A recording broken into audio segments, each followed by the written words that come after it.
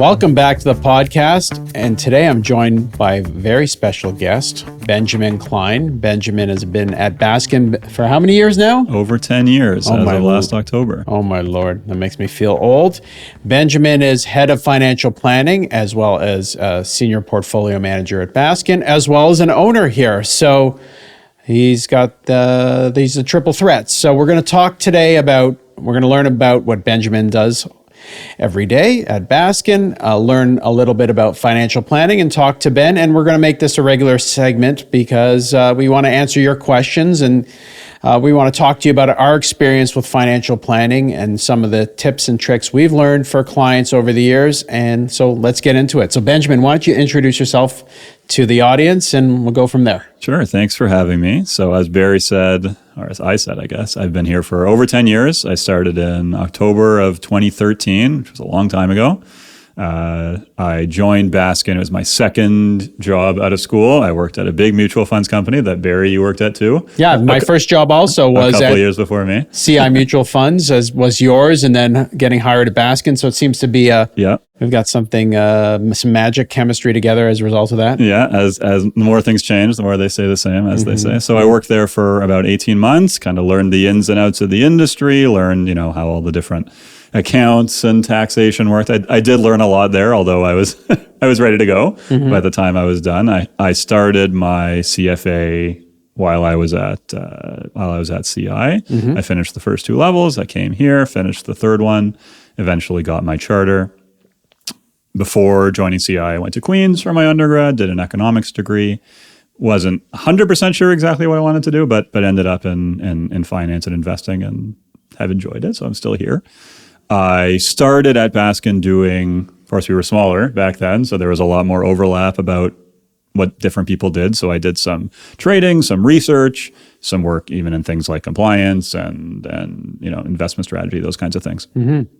And that evolved into a little bit more client-facing over the years. Eventually became a portfolio manager, a client-facing portfolio manager. A couple of years later, first an associate portfolio manager, then a full portfolio manager, probably in 2018 or so. And as you said, became a partner 2.5 years ago, if I have my numbers right. So I'll be here for a long time, just like you, I hope. Got you locked up, man. Yep, not going anywhere. Besides that, what are my hobbies? I play a lot of basketball, including with Ernest. Ernest and I were teammates for several seasons in a couple leagues around the city, and do a lot of competitive trivia. Two little kids. That's all your time and work. That's it. I mean, what else can you do? I have a wife too. She's pretty great also. Oh yeah, she's good. So financial planning, has that become your passion? So financial planning is kind of an interesting concept. It's a little bit nebulous. It's the kind of thing that we always did to some degree. Clients would ask us, thinking about buying a house or thinking about changing jobs or thinking about retirement. Do I have enough? Or maybe even more specific questions, along those lines. And we have a lot of experience between the portfolio managers. We must have, 70, 80, 90, 100 years. We don't have to count the years. That's not important. That's not important. Yeah. Enough. We have enough experience. And so those are the kinds of things that we could always try to answer, but we've formalized it more in the last 3 or 4 years. So I did my CFP in 2018. So you did was it certified financial planning certified designation? Financial planner. Okay. There are a couple in Canada. There's CFP. There's also PFP, professional financial planner. It's not quite as concrete or as widespread as a CFA. Certainly, it's Canada only, of course. Although there is an equivalent in the States as well. But those are the primary financial planning designations in Canada. Just going quickly off topic, Ben, but let's say you were having a meeting with a younger person who is in university or thinking of coming to the wealth management. Would you say that getting the CFA is more important or getting the certified financial planning designation is more important in this day and age? I think it depends what you want to do, but without knowing this hypothetical person, absolutely the CFP. All anybody wants to talk about these days is AI and commoditization of investing in things like ETFs and other more passive investments. CFP, is a lot more akin to almost like a skilled trade than working on picking investments, those kinds of, and investment strategy, things like that. Every person is unique. One 30-year-old lawyer might be analogous to another 30-year-old lawyer, but they're not exactly the same. They have different wants, needs, objectives, risk tolerances, all those different qualities that make them unique. And the human element of the CFP, it's much more human focused than CFA. CFA has a lot of institutional, I would say, bias towards institutional investing, and faceless is maybe the word to use. Whereas CFP is much more focused on the human element. And that's the kind of thing where I think certainly in our business, a lot of the value is added on the human side. I totally agree with that, especially if AI replaces the stock picking part of our bit. I hope it doesn't, because that's what I love to do. But definitely what our clients want is, how much money do I need to retire? What structures make the most sense? Even being at some point, holding their hands, being somewhat of a psychologist with the markets when things are rough or things are not going well with that client's finances at a certain point in time. Yeah, absolutely. I think we've always said, certainly since I joined the firm, we wear a lot of hats. Yeah. We're the psychologist or psychiatrist. We wear of course, investment management side, and financial planning. Sometimes even a friend, someone's shoulder to cry on. I've had clients literally cry on my shoulder in meetings. For sure. And the financial planning side is it's much more holistic than purely focusing on the investment. And of course, the investment will never stop being important, maybe the most important part. But the financial planning is I think something that's only going to be more important for younger people and for the industry going forward. Yeah. So our firm has evolved from picking stocks and building out portfolios to including financial planning. And there'll be more evolution to come from that. But Benjamin is spearheading the financial planning department of Baskin, and he's the CFP, and we're working on doing financial plans for clients, as well as providing lots of different advice in terms of what types of structures, working with their accountants and lawyers. So if you could sum up financial planning, how would you sum it up? What do people need to know, and does everybody that eventually, you're hopefully going to retire, does everybody need to do a financial plan? It's the kind of thing that it never hurts. The way I think about a financial plan, and maybe this is more appropriate for the audience of this particular podcast, it's kind of like a balance sheet, right? Like it's a point in time. It's not just necessarily a list of your net worth. I mean, anybody can do that if they put their minds to it. But it's getting a sense of where you are at this point in time, and being able to refer back to that. Maybe next year, although people's situations don't often change that much year to year, but 2 years from now, 3 years from now, 5 years from now, and saying, particularly if you're in your 30s and 40s, or even if you're in your 50s and 60s, and you have hopefully decades left rather in your life and in your planning, you want to be able to refer back to that every few years and say, well, here's the trajectory I was on. Yeah. What trajectory am I on now? Am I doing better than expected, worse than expected, the same as expected? And that to me is the value of having something on paper. That it's very easy for our brains to lose track of the kind of big picture as we're focused on the day to day, on a week to week, month to month, year to year basis. So it's the kind of thing where it's really valuable to have. Doesn't necessarily need to be updated every 6 minutes or 6 months? Yeah. Probably not. Of course, if there's a major change, you move, you have kids, you have a new job, that kind of thing, you lose your job, other kinds of circumstances like that. Absolutely, it should be updated, and you want to make sure it's still valid. But it's the kind of thing that you should have one.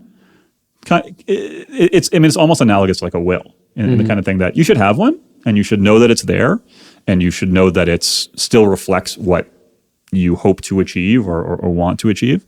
And you update it when you need to, and you make sure that things are still on track the way they were when you set it up. So a financial plan is simply a living document that clients will work with Baskin and their portfolio manager to determine to answer a lot of the questions. Do I have the right structures? Will I have enough to retire? When I retire and I'm taking out money, how long will it last for? What happens if the market goes down and stinks for 10 years? What happens if inflation goes up or interest rates go up? How should we change the asset allocation? These are things that need to be discussed, and as important or maybe more important than whether you own Google or Apple or Facebook. Exactly. I think you alluded to this in that topic, which is we don't know what investment returns are going to look like. We have a guess, and we know what they've looked like historically, and we can, looking at trends and company returns and all those kinds of things, we can adjust those priors, as we like to say. But when it comes to planning, one of the biggest benefits, and I've said this to many of the clients I've worked with, of having a plan is you have this baseline, and not only looking at that year to year and seeing how things progress, you can also say, well, maybe I am realizing now I'm above where I need to be or below where I need to be. What happens if this changes? What happens if returns are half as good as we expect or twice as good as we expect? What happens if, say, and this is a question I get all the time, what if I want to do something specific with my money? I'm 65-year-old, I'm retired or about to retire, and I want to give some money to my kids. That's the kind of thing. I'm sure you get this question all the time. And what does my portfolio look like if I do that? What does my portfolio look like if I do that and things aren't as good as we hope they are?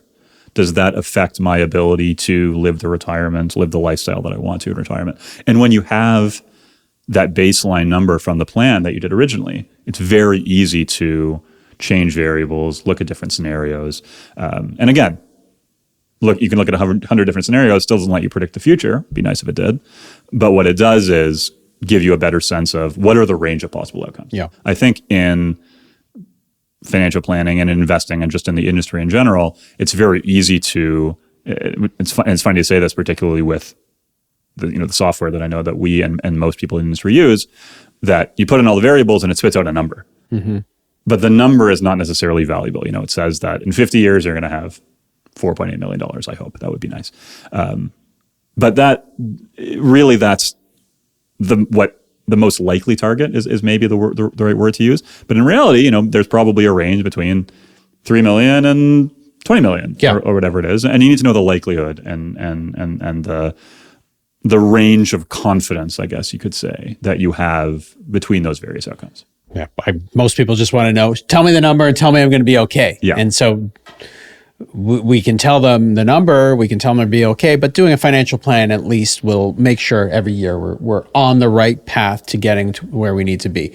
One of the things that I think differentiates us, a little talk in our book here, but versus banks where maybe the advisor is not a financial planner or isn't doing the financial plan and is outsourcing it to someone else at the bank, we get to know our clients. And generally the person our clients can talk to year to year to the same person who's the portfolio manager, who knows all the stocks and the investments in the portfolio, is also the same person who's done the financial plan. That's, I think, what a good selling point is we know our clients, hopefully really, really well, and we'll improve that going forward. Yeah, absolutely. And again, to touch on a point we were just talking about before, I say when we're doing these analyses, again, we don't know what things are going to look like 5 minutes from now, let alone 5 years or 30 years from now. So what I say is, we have this, again, jumping back to the point of the baseline, we do this analysis, and it's really, I call it like a Goldilocks analysis. Is the porridge too hot or too cold, or is it just about right? And maybe it's really, really hot. Maybe you're way above where you need to be. You need to be giving more money to charity or something like that. Or maybe it's, too cold and you need to adjust your expectations or, make other changes that are going to get you where you need to go, or it's about right. And you can't really get a lot more specific than that, as we know, particularly for plans that are projecting 20, 30, 50 years out. A 1 percentage point change in some variable makes a huge difference. But as I say, going back to that point of having the baseline to compare to, this is the most valuable part to me. And hopefully we'll pick good investments and beat that baseline by a large margin. So Ben, we want to get this is a good overview of financial planning and what we think about. We're going to get a little more specific. And our aim going forward with our podcast, talking financial planning together, is really to talk about our experiences with clients, give some specifics about things that, different structures, how they work, what we're recommending, the types of mistakes we're seeing with clients.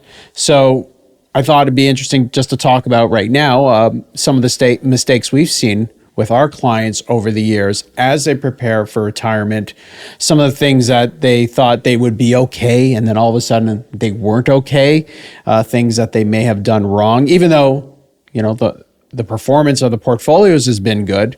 What have you seen that gets our clients into trouble? I think it's going to sound a little bit funny, but I think paying too much attention to the market. Yeah. I'm sure this is something you've seen too. And I mean this in a very specific way. I mean, trying to time the market, trying to almost think you know better than the market, which I think we do a good job of not thinking that. We know that nobody knows what the market's going to do tomorrow or, from now until 4 o'clock in the next 3.5 hours.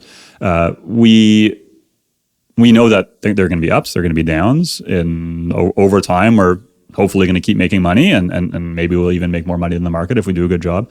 But we don't know. And over the long run, the best thing to do is put your money to work and put it to work in an appropriate way for your strategy. But I think the single biggest mistake that I've seen is really not understanding your own risk tolerance. Mm-hmm. We have a lot of clients and I'm sure there are a lot of people and investors around the world that have a lot of risk tolerance and the market's doing well. Yes. Not a lot of risk tolerance and the market's doing poorly. And I think on some level that's natural. We have a tendency to get caught up in the euphoria, in the excitement of everybody making money, or at least seeming like everybody's making money, and to get despondent and cynical and scared, honestly, when the market goes down.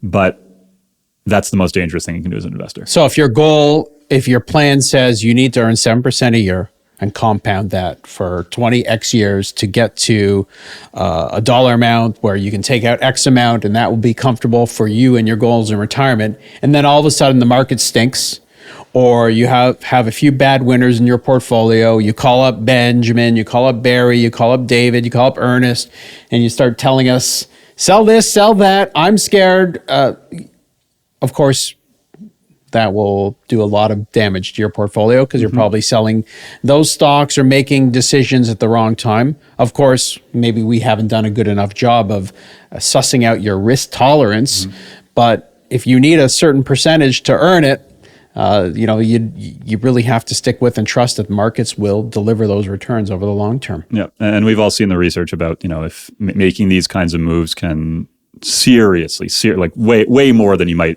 expect, impact your long-term returns. Cashing out your entire portfolio because you're worried about a specific event that's happening in 1 year that may not be repeatable. I have more than one example of a client who, against my advice, cashed out at a horrible time and missed literally double-digit moves in the market in a period of less than a week. Yeah, and it's that's the most difficult part is when things are the scariest is often the best time to do absolutely nothing, and that tends to be our advice. I mean, the best example is COVID, year 2020, the start of COVID. The markets at some point in March 2020 were down 25-30%.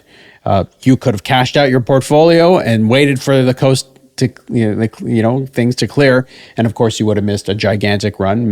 Most of our clients ended up 2020 very positive. And it actually turned out to be a very, very good year. But, you can do serious damage to your portfolio by getting nervous. Yeah. So that's helpful. But for me, Ben, I've seen clients get into trouble with their retirement planning when they get excited about leisure properties. When they're looking I want to buy a cottage. I want to buy a place in Florida. It's my dream. And then, of course, they overpay. There's things that happen to that leisure property, whether you need a new air conditioner, you need a new roof, you need a new porch, and then you're not working anymore, so there's no more income coming in. Now you need to fund your house, your condo, your primary residence. You also have to fund maintenance and expenses at your leisure property. Bad stuff can happen at any point in time. And then all of a sudden, the amount that you can take out of your portfolio to live off of, to feed yourself, to feed your family, is impacted by all the spending that you need for your house and your leisure property. Anybody who owns certainly a house in Toronto, if they're lucky enough, or a house or condo really anywhere, particularly in Canada, knows it's incredibly expensive to run a house. Yeah. You have, if you live in a condo, you have condo fees, you have heating, you have utilities, you have cable, you have upkeep. And if you live in a house, only more so. You've got landscaping, you've got, all the other things that come with owning a house, and you have to replace things. And I think one thing that people don't realize is how much of these seemingly one-off expenses. I need a new furnace. Yeah. My fridge broke. I need to redo my driveway or my roof or these kind of things that seem one-off. But the reality is everything in your house has a lifespan. Yeah. Has to be replaced at some point. It's going to cost you a certain amount of money, and not incorporating that into their feeling about the cost of running a house. And when it comes to leisure properties, even more so. Yeah. Because you might have, say you have a cottage in Muskoka that's not winterized. You need to have someone who's going to go up and check it. Yep. You need to have someone who's going to, clear the driveway when you want to go up there. Fix all the problems that you have from a cottage wherever it happens to be, or in Florida. It's enormously expensive. I think it's not obvious how much more expensive it is than maybe it seems off the bat. And as an investment, that's a different discussion. But I have, even myself, I have a lot of examples of clients who owned leisure properties. You might call them investment properties, but I wouldn't. Yeah. Leisure properties that are down significantly, but because even if real estate seems like a sure bet, which of course it isn't, in any one given spot, Florida, North Carolina, I don't know where people get leisure properties these days. You never know what the market's going to be like in that particular area. It's regional. Yeah. Regional specific. So, and the thing is, in retirement, you need your assets to produce cash flow for you. There may be a point in time when the stock market is not doing well, or you have some dividend paying stocks that are not paying dividends, or you have fixed income, where the income is fixed at a very lousy rate, like the last few years up until recently. And then you have this leisure property that is requiring cash flow to upkeep. And then, of course, the market, you don't want to sell it because you're worried about capital gains, or you're worried about pricing at that point in time. So I really feel that for most of our clients, those that run into trouble in terms of their financial plan is when they buy those leisure properties. You can get a lot of enjoyment from renting for 1 or 2 months. And I know you don't get the appreciation, you don't have the tangibility of that asset, but from what I've seen, that's the biggest mistake for a lot of I won't name any clients, but for some clients who have gone knocked off their course. To rectify that, of course, they have to look to sell that leisure property, and they have no control over the timing or the price they can sell at when they need to sell. You never want to be in a position where you need to sell, Benjamin. I think it's possible to make money on these kinds of investments if you time it luckily. I won't even say time it well, because so much of it comes down to luck. But I think for most people, the best case scenario is you break even. Yeah. And break even with, look, it's a lot of work to own a place. I've said to clients who have asked my opinion, I've said honestly, you couldn't pay me enough to do it. Even if I was guaranteed to make some money on it, I wouldn't do it because it's just so much work. If I want to go somewhere, I'm going to rent. And look, if it's your dream and you can afford it, and you can afford it, enjoy. But I think it's again, to come back to our original point, I think it's much more expensive and much more dangerous, might be the right term, to buy one of these places when things aren't, when you don't clearly have much more money than you need. One of the issues that I've seen, of course, is one of the spouses is more interested in owning the cottage or the condo, and that's their baby. They do all the work for it. They take care of the property management, or they take care of the expenses. And then that one of the spouses unfortunately passes away or is not able to do it for health reasons. And then the other spouse is stuck. They had no interest in the first place. They have no acumen for that stuff. Those are other issues that go beyond financial planning, but things to consider when you're buying leisure property. So that's we'll get into more of these lessons that we've learned over the years from financial planning, but I thought that was a good one to talk about. Some of the things are beyond our control, of course. Health issues, our children requiring our support, falling on hard times. Those things we can't control. So always when you build a financial plan, I assume you build in what's called a margin of safety. Yeah, when we're doing this planning, I think, of course, it's up to the client what they want to look at and which scenarios they think are more likely and more important to look at and those kinds of things. But I think the general stance is you look at things on a conservative level. Yeah, and if you think that you might need to be supporting somebody for the next 10 years, maybe you just assume you're going to support them for the rest of their life, or those kinds of things. You'd like to err on the side of conservatism, and if the numbers come in really close and it might be really tight, well, you can look at different scenarios and see what they might look like. But, in general, for example, like life expectancy, I assume everybody's going to live to 100. You assume everybody's going to live to 100. And they might not. In a plan. In a plan. Okay. And they might not, but this is interesting. The last time I looked at the Canadian mortality tables, and yes, I'm the kind of person who actually opens the Canadian mortality tables that come up from the government of Canada. And are they updated in real time or a year delayed? They're updated with every census. I think they may be updated more often than that, but there's a big database that comes out with every census. Okay, interesting. And the last time I did it, the numbers are pretty surprising. So if you take a 60-year-old couple, so two 60-year-old male and female couple. Okay, we'll assume male and female for now. Which of course affects the life expectancy. Yeah. There's actually significantly more than 50% chance that one or both of them lives well into their 90s. Okay. And there's a significant chance, even with medicine, when we would expect life expectancy to hopefully go up from here, that one of them lives to 100. Mm-hmm. So when you want to be conservative, and of course could go beyond that. I just had a grandfather die at 100, and my grandmother died at 96 and a half. Mm. We have some centenarian clients. We have absolutely more than one, in fact. Yeah. You don't want to plan to live to 95 or 90 or whatever the number you might use is, and turn out that you go longer than that. Yeah. So I think when it comes to a couple, they're probably not going to both live to 100, but they might.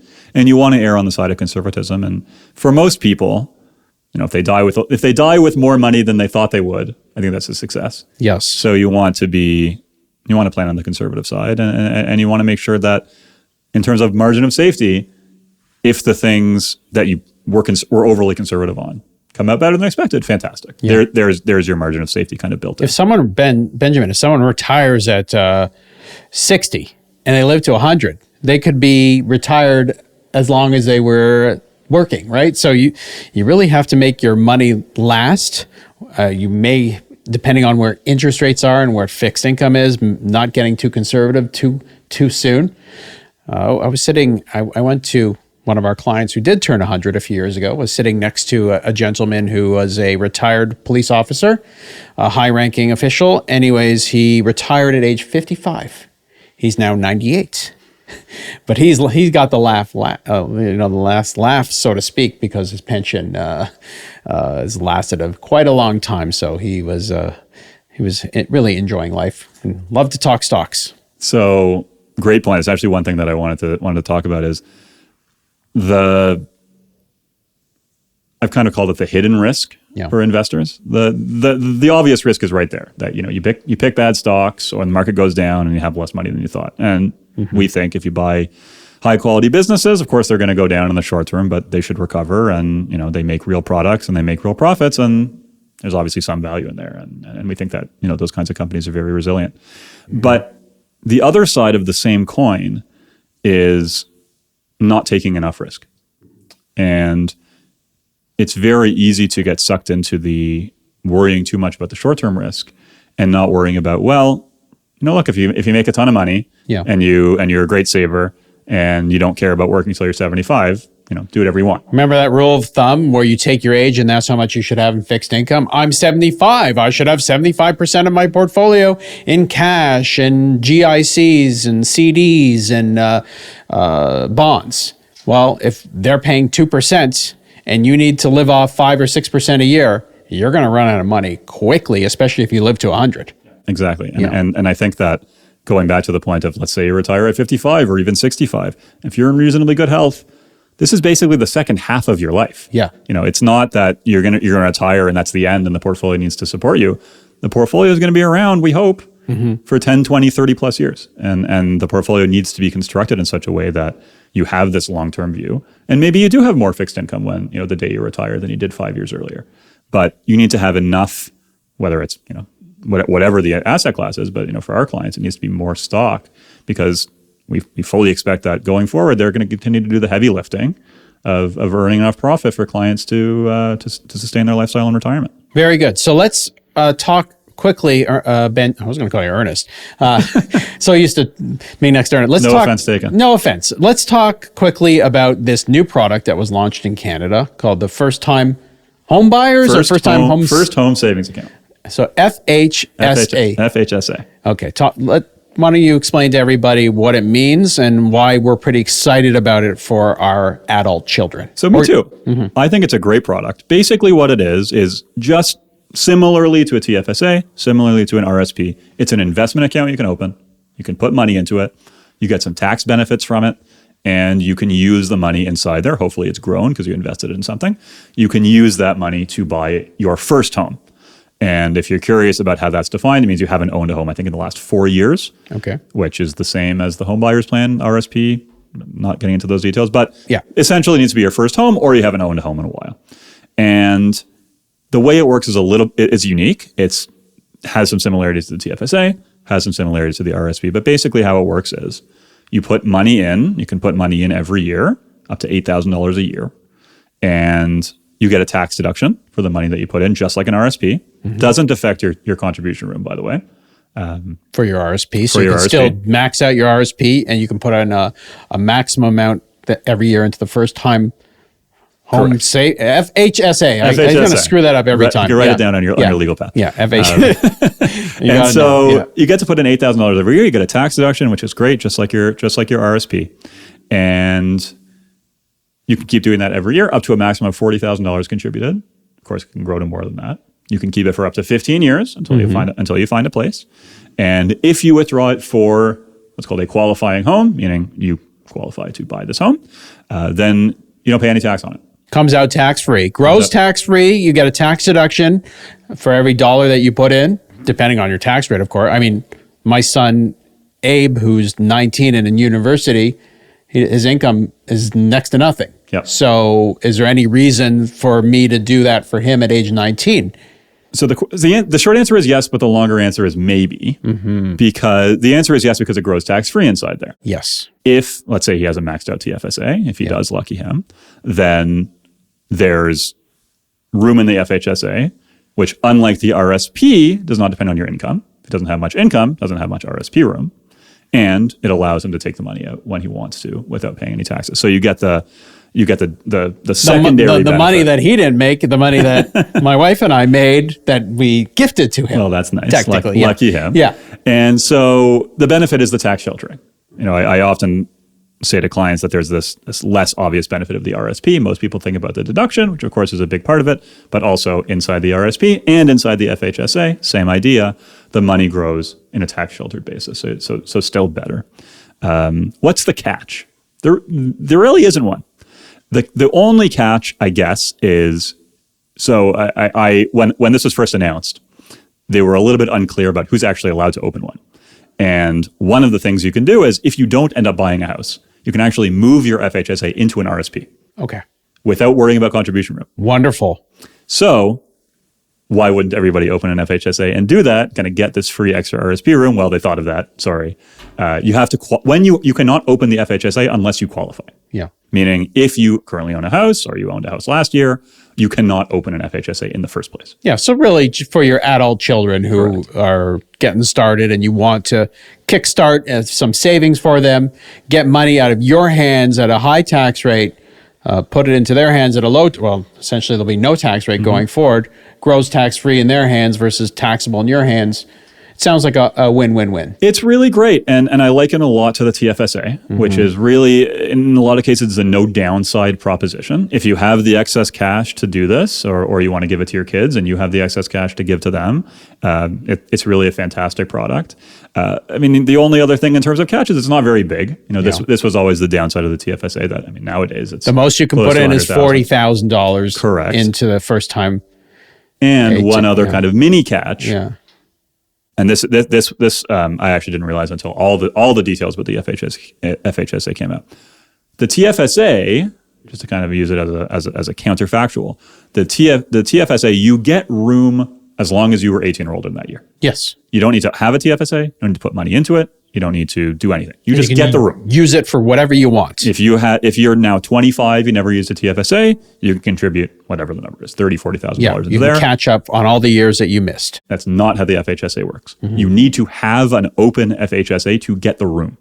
Okay, so if I open one in 2024, this year, I can only put in $8,000. Even though it was started last year, I can't put in $16,000. I can't catch up. Correct. What about if I open one I I opened one in 2024. I didn't put any money in 2024, but now it's 2025. Can I catch up on 2024 and 2025? Yes. So as long as you had the FHSA open, you get the room. Yeah. But you need to have it, and you really need to plan ahead. Let's say you're So essentially get them open. Yeah. So if you're eligible, you should have an FHSA. There's really no reason not to.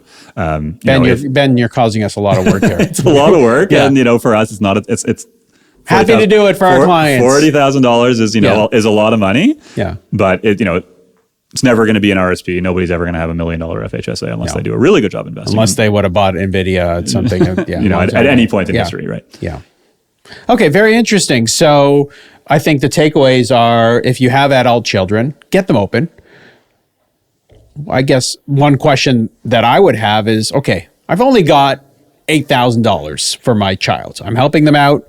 Should I put the money in my TFSA? Should I put the money in their TFSA? Should I do the first-time home buyers?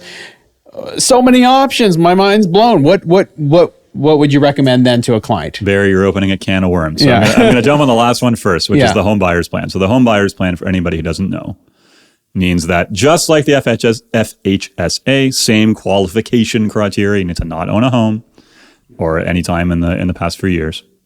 You can take what's essentially a tax-free loan from your RSP.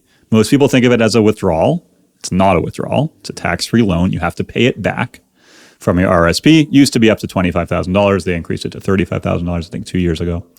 And you can use that just like an FHSA to put towards purchasing a house. The downside, so you don't have to pay any tax on it. You don't have to pay any interest on it, of course, relative to a mortgage makes it pretty attractive. The downside is you have to pay it back, and you actually have to pay it back in less time than you normally would a mortgage. Yeah. So to me, it's typically valuable if you need to hit, say, it's the 20% mark, where if you have 20% down payment on a house in Canada, you don't need to buy mortgage insurance, which makes it much cheaper.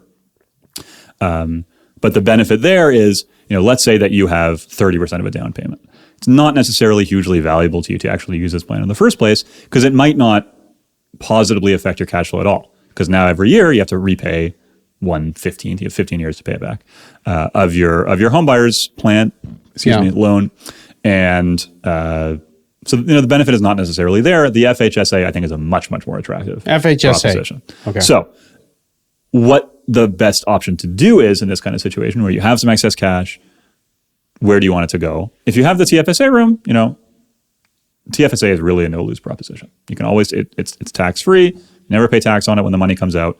There's no immediate deduction. The FHSA might be more attractive. Because you get tax deduction. Let's say that you have an adult kid who makes a good income, but they have an expensive lifestyle, or even if they only make $100,000, which these days is not crazy for a new graduate or a young professional. That's a pretty significant deduction. That's close to 40% in Ontario. Wow. And that has a significant value to it.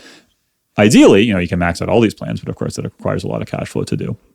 So it really depends on the income of the person in question, how much room you have in the various accounts. None of these are a bad way to go. No, I don't think you can lose. It's really a no-lose proposition. One might be a little bit better than the other.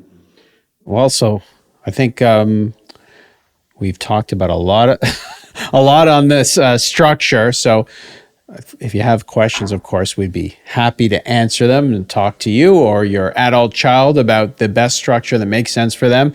And it's confusing. We get it, but that's why we're here, and happy to do it. So this is just the first podcast that we're going to be doing on financial planning, and we have a lot more things we want to talk about in the future. We want to talk about RSPs. We get a lot of questions from clients. I'm 60. My accountant says don't do RSP anymore because I'm close to taking it out. We want to touch on that topic.